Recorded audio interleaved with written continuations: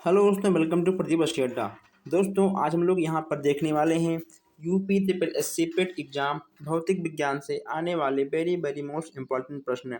इसका आपका फर्स्ट प्रश्न पत्र हो चुका है। अगर आपने अभी तक नहीं देखा है, उसका लिंक आपको डिस्क्रिप्शन में मिल जाएगा, आप जाकर देख सकते हैं। डिस्क्रिप्शन आप लोग एक बार जरूर चेक करिएगा। यहाँ पे आपको व्हाट्सएप ग्रुप और जितने भी अब तक पेट क्लास हुए हैं सभी क्लास आपको डिस्क्रिप्शन में मिल जाएंगे। हर क्लास का अलग अलग प्लेलिस्ट भी है, आपको डिस्क्रिप्शन में मिल जाएगा। जो हमारे भाई बहन नए हैं, अभी तक चैनल को सब्सक्राइब नहीं किए हैं, सब्सक्राइब कर लें ताकि कोई भी क्लास कोई भी अपडेट आपसे मिस ना हो। तो दोस्तों, आप लोग एक बार वीडियो को इस क्लास को शेयर कर दीजिए और जो हमारे भाई बहन नए हैं वो लोग चैनल को सब्सक्राइब भी कर लें। आइए हम लोग चलते हैं, देखते हैं आज का पहला प्रश्न। दोस्तों, अब तक हम लोग भौतिक विज्ञान के 50 क्वेश्चंस कर चुके हैं। उसका लिंक आपको डिस्क्रिप्शन में मिल जाएगा। ठीक है, चलिए। यहाँ पे आपका 51 है। निम्नलिखित में से कौन ऊष्मा का सबसे अच्छा सुचालक है? ठंडा पानी है, गर्म पानी है, या फिर अस्वित पानी है, या समुद्र का पानी है? सबसे अच्छा सुचालक की बात की जा रही है। 51 आपका है। इसमें आपका आश्रित पानी हो जाएगा। ठीक है, इसमें आपका सी वाला बिल्कुल सही हो जाएगा। आइए देखते हैं 52। यहाँ पूछा गया है आपसे उष्मा का एसआई मात्रक। उष्मा का एसआई मात्रक आपका क्या होगा? वाट होगा, जूल होगा, एम्पियर होगा, या फिर न्यूटन होगा? उष्मा के एसआई मात्रक की बात की जा रही है। इसमें आपका जूल बिल्कुल सही हो जाएगा। उष्मा का एसआई मात्रक आपका जूल हो जाएगा। नेक्स्ट यहाँ पे आपका है कि प्रकाश के विकिरण की प्रकृति कैसे होती है? कैसे होती है? 53 की बात की जा रही है। इसमें आपका तरंग एवं कण दोनों के समान हो जाएगा। ठीक है, इसमें आपका सी वाला बिल्कुल सही हो जाएगा। आइए आगे बढ़ते हैं। नेक्स्ट यहाँ पे आपको देखने को मिल रहा है कि प्रकाश का वेग अधिकतम होता है। प्रकाश का वेग अधिकतम क्या होता है दोस्तों? इसमें आपको बताना होगा। अगर हम बात करें इसके आंसर की, इसमें आपका क्या होगा? निर्वात होगा, पानी होगा, या फिर कांच होगा? निर्वात यानी आपका ए वाला बिल्कुल सही हो जाएगा। प्रकाश तरंग किस प्रकाश की तरंग है? प्रकाश तरंग किस प्रकाश की तरंग है, ये आपको यहाँ बताना है। अनुप्रस्थ, अनुदैर्ध्य, विद्युत चुंबकीय, ए एवं सी दोनों। 55 का आंसर क्या होगा? इसमें आपका ए एंड सी। ठीक है, यानी अनुप्रस्थ तरंग और विद्युत चुंबकीय तरंग। ठीक है, दोनों होगा, सॉरी, हाँ, विद्युत चुंबकीय। यहाँ पे आपका ए और सी दोनों बिल्कुल सही हो जाएगा। चलिए आगे बढ़ते हैं। नेक्स्ट यहाँ आपसे पूछा गया है कि माध्यम में तापमान में वृद्धि के साथ प्रकाश की गति कैसी होती है? बढ़ती है, घटती है, या अपवर्तित होती है? इनमें से कोई नहीं। 56 की बात यहाँ पे की जा रही है। 56 में आप सॉरी, इसमें आपका सी वाला यानी आपका अपवर्तित बिल्कुल सही हो जाएगा। ठीक है, सी वाला आपका बिल्कुल सही हो जाएगा। प्रकाश की गति है, प्रकाश की गति कितनी है आपको ये बताना है। अगर हम बात करें 57 के आंसर की, तो इसमें आपका 3 × 10⁸ मीटर प्रति सेकंड आपका हो जाएगा। ठीक है, इसमें आपका सी वाला बिल्कुल सही हो जाएगा। नेक्स्ट यहाँ पूछा गया आपसे कि रेगिस्तान रेगिस्तान में मृग मरीचिका कैसी घटना का कारण है? 58 की बात यहाँ की जा रही है। इसमें आपका प्रकाश का पूर्ण आंतरिक परावर्तन का कारण है। किसका है? प्रकाश का पूर्ण आंतरिक परावर्तन का कारण है। इसमें आपका बी वाला बिल्कुल सही हो जाएगा।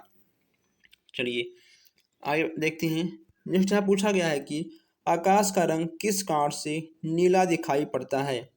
आकाश का रंग किस कारण से नीला दिखाई देता है? 59 की बात करें, 59 में आपका प्रकीर्णन के कारण। ठीक है दोस्तों, आपका इसमें डी वाला बिल्कुल सही हो जाएगा।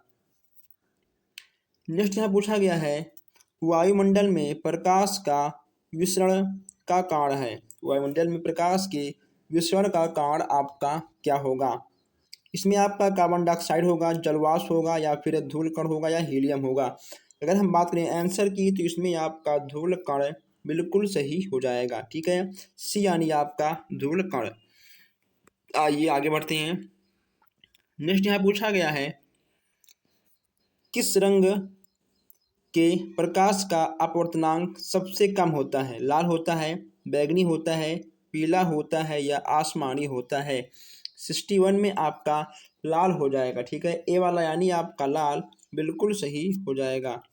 नेक्स्ट यहाँ पे आपका है कि मोटर कार में पीछे के दृश्य को देखने के लिए कौन सा दर्पण प्रयुक्त किया जाता है?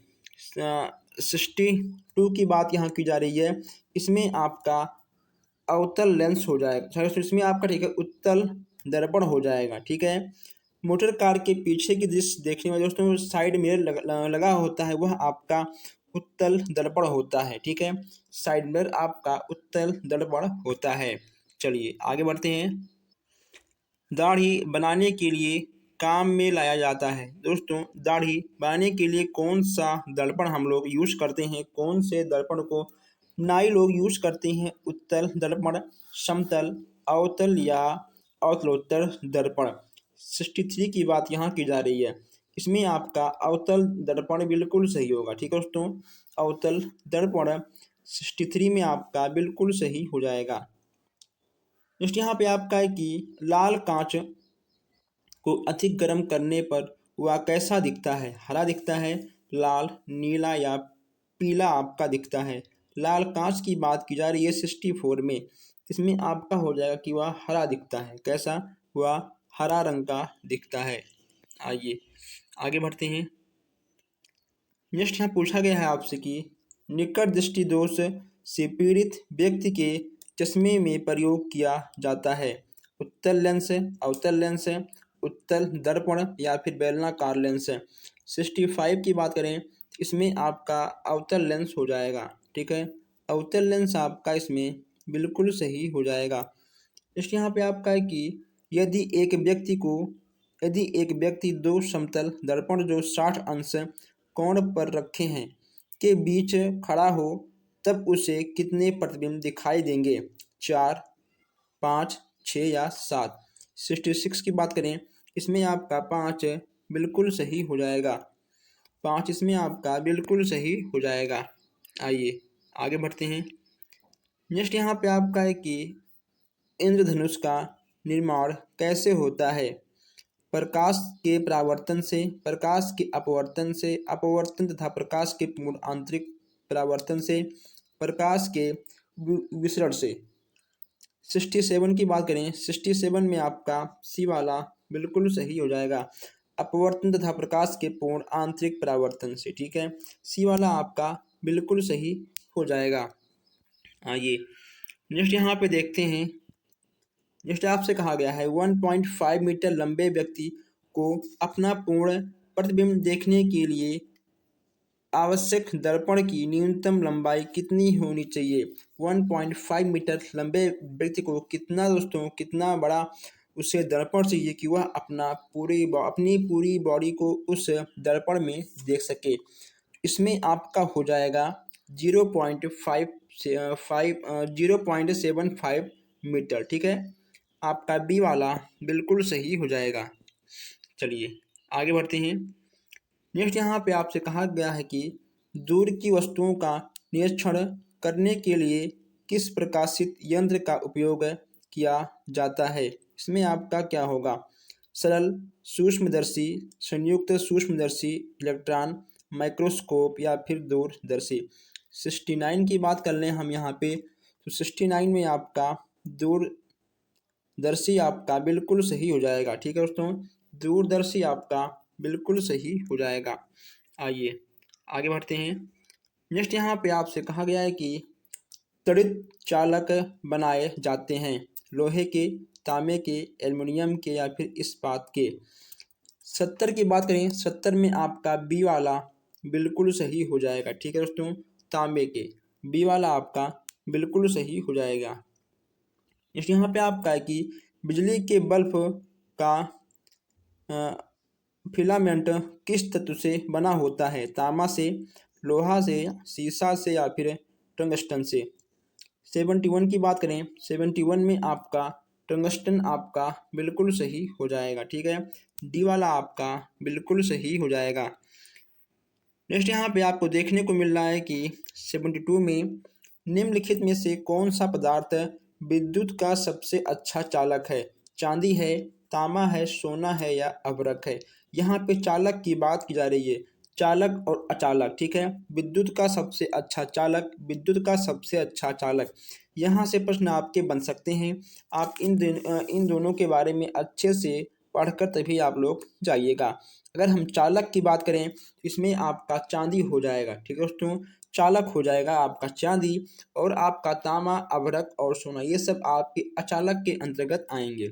ठीक, चलिए नेक्स्ट यहाँ पे आपका है कि फ्यूज तार की विशेषता होती है। फ्यूज तार की क्या विशेषता होती है? इसमें आपका हो जाएगा कि उच्च प्रतिरोध तथा निम्न गलनांक।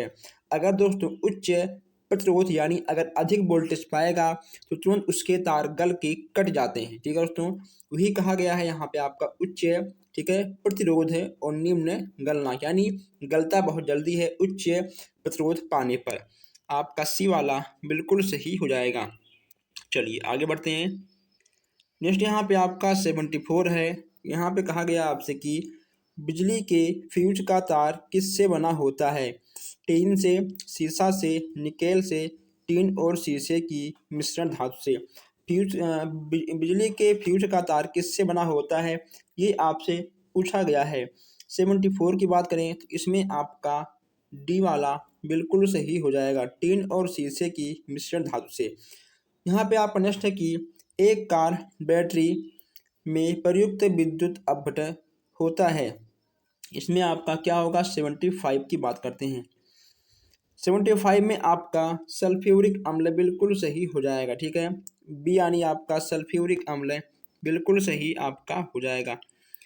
नेक्स्ट यहाँ पे देखते हैं, पूछा गया है आपका 76 शुष्क सेल है। शुष्क सेल आपका क्या होता है? प्राथमिक सेल है, द्वितीयक सेल है, तृतीयक या फिर चतुर्थक सेल है? शुष्क सेल की बात करें 76 में आपका प्राथमिक सेल बिल्कुल सही हो जाएगा। प्राथमिक सेल आपका बिल्कुल सही हो जाएगा। नेक्स्ट यहाँ पे आपका है कि लोहे के ऊपर जिंक की परत चढ़ाने पे क्या होता है? 77 की बात करें तो 77 में दोस्तों आपका ए वाला बिल्कुल सही हो जाएगा। ए यानी आपका गैल्वेनाइजेशन आपका बिल्कुल सही हो जाएगा। चलिए नेक्स्ट यहाँ पूछा गया आपसे कि इन्वर्टर एक ऐसा यंत्र है जो, दोस्तों इन्वर्टर क्या काम करता है ये यहाँ पे आपसे पूछा गया है। इन्वर्टर जो होता है वह दोस्तों आपको एसी वोल्टेज को डीसी वोल्टेज को एसी वोल्टेज में बदलता है। ठीक है, इन्वर्टर जो है डीसी वोल्टेज को एसी वोल्टेज में चेंज करता है, तब जाकर आपको विद्युत देखने को मिलता है। अब यहाँ पे आपसे बहुत ही अच्छा प्रश्न पूछा गया है कि घरों में पंखा, बल्ब आदि उपकरण किस क्रम में लगे होते हैं? समांतर क्रम में या फिर श्रेणी क्रम में, किसी भी क्रम में नहीं या फिर किसी भी क्रम में? 79 की बात कर लें, यह आपका होगा समांतर क्रम में। ठीक है दोस्तों, जो बिजली के पंखे होते हैं, जो बल्ब लगे होते हैं घर में, वह आपका समांतर क्रम में देखने को आपको मिल जाएगा।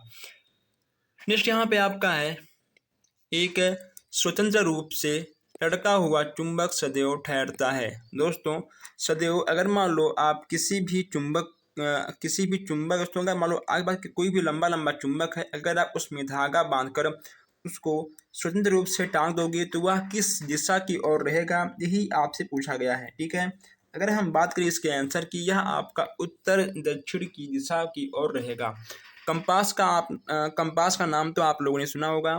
कंपास भी कहीं ना कहीं चुंबक से मिलता जुलता है और वह दिशा बताने के काम आता है। वह भी कहीं ना कहीं उत्तर और दक्षिण की दिशा को इंगित करता है, उसमें भी चुंबक की मात्रा होती है। नेक्स्ट यहाँ पे आपका है कि चुंबकीय क्षेत्र का मात्रक होता है। चुंबकीय क्षेत्र का मात्रक क्या होता है? इसमें आपका हो जाएगा टेस्ला। ठीक है दोस्तों, टेस्ला आपका बिल्कुल सही हो जाएगा। अस्थायी चुंबक बनाए जाते हैं। अस्थायी चुंबक आपके कैसे बनाए जाते हैं? गर्म लोहे से, तांबे से या फिर इस्पात के या एल्युमिनियम के। अस्थायी चुंबक आपके किससे बनाए जाते हैं? ये चीज़ पूछा गया है आपसे। इसमें आपका हो जाएगा इस्पात से। ओके दोस्तों, इस्पात आपका बिल्कुल सही हो जाएगा। चलिए आगे बढ़ते हैं। नेक्स्ट यहाँ पूछा गया आपसे कि विद्युत धारा का चुंबकीय प्रभाव सर्वप्रथम अवलोकित किया गया है। 83 की बात करें, यह होगा आपका अरस्टेट द्वारा। ठीक है दोस्तों, अरस्टेट द्वारा किया गया है। जैसे यहाँ पे आपका है कि निम्नलिखित में से अनुचुंबकीय पदार्थ हैं। अनुचुंबकीय पदार्थ आपके कौन से हैं? सोडियम, एल्युमिनियम, ऑक्सीजन या ये सभी। अनुचुंबकीय पदार्थ की बात यहाँ की जा रही है। 83 की बात करें, इसमें आपका सोडियम, एल्युमिनियम और ऑक्सीजन ये तीनों हो जाएंगे, यानी 83 की आपका ये सभी हो जाएगा। ठीक है, ये सभी आपका बिल्कुल सही हो जाएगा। दोस्तों हम लोग यहाँ पर अब तक 84 क्वेश्चन देख चुके हैं। अभी तक हमने आप लोगों से एक भी बार वीडियो को लाइक शेयर करने के लिए नहीं कहा। ठीक है, अगर हम ना कहें तो आप लोग करते भी नहीं हो। आप लोग एक बार वीडियो को शेयर कर दीजिए, लाइक भी करिए, सब्सक्राइब भी करिए चैनल को। इसी सबसे कहीं ना कहीं हम सबको मोटिवेशन मिलता है और इससे कुछ नहीं होता है, ताकि हम लोग ऐसे अच्छे अच्छी क्लास आपके लिए लेकर आते रहें। चलिए आगे बढ़ते हैं हम लोग। नेक्स्ट यहाँ पे आपका है 85 पूछा गया आपसे कि विद्युत चुंबकीय सिद्धांत का प्रतिपादन किसने दिया था? ओम ने दिया था, फेराडे ने दिया था, वोल्टा ने या फिर न्यूटन ने। विद्युत चुंबकीय सिद्धांत के प्रतिपादन का नियम किसने दिया था? 85 की बात करें, इसमें आपका टिक हो जाएगा फेराडे ने दिया था। आपका बी वाला बिल्कुल सही हो जाएगा। अस्थायी चुंबक बनाने के लिए प्रयोग किया जाता है। अस्थायी चुंबक, अभी आपने देखा अस्थायी चुंबक, अब यहाँ पूछा गया है आपका अस्थायी चुंबक। ठीक है, 86 की बात करें, इसमें आपका नर्म लोहा हो जाएगा। ठीक है, अस्थायी अस्थायी चुंबक दोनों से प्रश्न आपके बनेंगे। इस यहाँ पे आपका है कि बोल्ट को बढ़ाने या घटाने में किस उपकरण का हम लोग प्रयोग करते हैं? ओके, तो वोल्टेज को घटाने या बढ़ाने के लिए हम लोग किस उपकरण का प्रयोग करते हैं? 87 की बात करें तो 87 में आपका ट्रांसफार्म हो जाएगा। ठीक है दोस्तों, ट्रांसफार्म आपका हो जाएगा 87 का। नेक्स्ट यहाँ पूछा गया है आपसे कि संधारित्र का मुख्य कार्य क्या होता है? आवेशों का संचय, आवेशों का वितरण, आवेशों का प्रतिरोध है। 88 की बात करें तो 88 में आपका ए वाला बिल्कुल सही हो जाएगा, आवेशों का संचय। ठीक है, आवेशों का संचय आपका बिल्कुल सही हो जाएगा। किसी चुंबक की आकर्षण शक्ति सबसे अधिक कहाँ होती है? चुंबक के किनारों पर या फिर उसके अक्ष पर या सभी जगह पर या मध्य में। चुंबक की आकर्षण शक्ति की बात यहाँ पे की जा रही है, आपका हो जाएगा दोनों किनारों पर। ठीक है दोस्तों, दोनों किनारों पर चुंबक की सबसे अधिक आकर्षण शक्ति होती है। तो यहाँ पे आपका है नाभिकीय रिएक्टर के निर्माण में निम्नलिखित में से कौन सा एक अनिवार्य है? नाभिकीय रिएक्टर की बात यहाँ पे की जा रही है। ठीक है, अगर दोस्तों इसके आंसर की बात करें, इसमें आपका सी हो जाएगा। ठीक है, जर्कोनियम, सी वाला आपका बिल्कुल सही हो जाएगा। सूर्य की ऊर्जा उत्पन्न होती है नाभिकीय संघनन द्वारा, नाभिकीय विखंडन द्वारा, ऑक्सीकरण द्वारा या फिर आयन द्वारा। सूर्य की ऊर्जा उत्पन्न होती है। 91 की बात करें, इसमें आपका नाभिकीय संघनन द्वारा हो जाएगा। आइए आगे बढ़ते हैं। नेक्स्ट यहाँ पे आपका है कि क्यूरी किसकी इकाई है? तापक्रम, ऊर्जा उष्मा या फिर रेडियो सक्रियता। क्यूरी किसकी इकाई है? 92 की बात यहाँ की जा रही है, इसमें आपका रेडियो सक्रियता हो जाएगा। ठीक है, 92 यानी आपका रेडियो सक्रियता आपका बिल्कुल सही हो जाएगा। नेक्स्ट यहाँ पूछा गया आपसे परमाणु बम का सिद्धांत आधारित है। नाभिकीय संघनन पर, नाभिकीय विखंडन पर, ए एवं बी दोनों पर, ए एवं बी में किसी पर नहीं। परमाणु बम के सिद्धांत की बात की जा रही है। 93 की बात करें, इसमें आपका हो जाएगा नाभिकीय विखंडन पर। ठीक है, नाभिकीय विखंडन आपका हो जाएगा। आइए आगे बढ़ते हैं। नेक्स्ट यहाँ पे आपका है हाइड्रोजन बम आधारित है। हाइड्रोजन बम आधारित है नाभिकीय संघनन पर, नाभिकीय विखंडन पर, रेडियो एक्टिव विखंडन पर, इन सभी पर। 94 की बात करें, 94 में आपका नाभिकीय संघनन पर ए वाला आपका बिल्कुल सही हो जाएगा। नाभिकीय का आकार होता है, नाभिकीय के आकार के बारे में बात किया जा रहा है। 95 10⁻⁻10 मीटर। ठीक है, 10⁻⁻10 मीटर। 95 का आपका ए वाला बिल्कुल सही हो जाएगा। चलिए आगे बढ़ते हैं। नेक्स्ट यहाँ पे आपसे कहा गया है कि नाभिकीय रिएक्टरों में ऊर्जा उत्पन्न होती है। 96 की बात की जा रही है। 96 में आपका नियंत्रित विखंडन द्वारा, इसमें आपका सी वाला बिल्कुल सही हो जाएगा। चलिए आगे बढ़ते हैं हम लोग। यहाँ पे आपसे पूछा गया है कि निम्न में से कौन सा धातु अर्धचालक की तरह ट्रांजिस्टर का प्रयोग होता है। 97 की बात करें, 97 में आपका बी वाला बिल्कुल सही हो जाएगा। ठीक है दोस्तों, अर्जेनियम, अर्जेनियम आपका हो जाएगा बी वाला आपका बिल्कुल सही हो जाएगा। लेसर किरणें, लेसर किरणें होती हैं केवल एक रंग की, दो रंगों की, 7 रंगों की, इनमें से कोई नहीं। लेसर किरणें होती हैं। 98 की बात करें, 98 में आपका ए वाला बिल्कुल सही हो जाएगा। ठीक है दोस्तों, केवल एक रंग की होती हैं। आइए नेक्स्ट यहाँ पूछा गया आपसे कि नाभिकीय रिएक्टर में भारी जल का प्रयोग किस रूप में किया जाता है। 99 की बात करें, भारी जल का प्रयोग किस रूप में किया जाता है, तो 99 में आपका ए वाला बिल्कुल सही हो जाएगा। ठीक है, मंदक आपका बिल्कुल सही हो जाएगा। द्रव्यमान ऊर्जा संबंध किसका निष्कर्ष है। यहाँ पे 100 की बात कर लें, 100 में आपका बी वाला बिल्कुल सही होगा। ठीक है, सापेक्षता का समान सिद्धांत, सापेक्षता का समान सिद्धांत आपका हो जाएगा। जैसे यहाँ पे आपका है कि सापेक्षित आर्द्रता किसमें पाई जाती है। सापेक्षित आर्द्रता किसमें पाई जाती है, थर्मोमीटर में, बैरोमीटर में, या फिर हाइग्रोमीटर में, इलेक्ट्रोमीटर में। इसमें आपका सी वाला यानी आपका हाइग्रोमीटर बिल्कुल सही हो जाएगा। दूध की शुद्धता की पुष्टि किस यंत्र द्वारा की जाती है। बैरोमीटर, इलेक्ट्रोमीटर, आल्टोमीटर, या फिर हाइग्रोमीटर। 102 की बात करें, 102 में आपका इलेक्ट्रोमीटर बिल्कुल सही हो जाएगा। ठीक है, बिल्कुल सही आपका इलेक्ट्रोमीटर हो जाएगा। चलिए आगे बढ़ते हैं। नेक्स्ट यहाँ पे आपसे पूछा गया है कि माइक्रोफोन का आविष्कार किसने किया है। माइक्रोफोन का आविष्कार किसने किया है, यहाँ से भी प्रश्न आपके बनते हैं। तो माइक्रोफोन की बात करें तो माइक्रोफोन में आपका ग्राहम बेल, ग्राहम बेल जी आपके बिल्कुल सही हो जाएंगे। इस यहाँ पे आपका है कि ब्लैक होल सिद्धांत की खोज किसके द्वारा की गई थी। ब्लैक होल सिद्धांत की बात की जा रही है। इसमें आपका होगा एस चंद्रशेखर। कौन होंगे, एस चंद्रशेखर के द्वारा ब्लैक होल सिद्धांत का खोज किया गया था। नेक्स्ट यहाँ पे आपका है कि बैलिस्टिक मिसाइल के जनक कौन थे। बैलिस्टिक मिसाइल के जनक कौन थे, 105 की बात करें, इसमें आपका सी वाला बिल्कुल सही होगा। इसके बाद यहाँ पूछा गया आपसे कि सूक्ष्म समय अंतरालों को सही सही मापने के लिए निम्नलिखित में से किसका प्रयोग किया जाता है। इसमें आपका हो जाएगा परमाणु घड़ियाँ। सी वाला आपका सही होगा।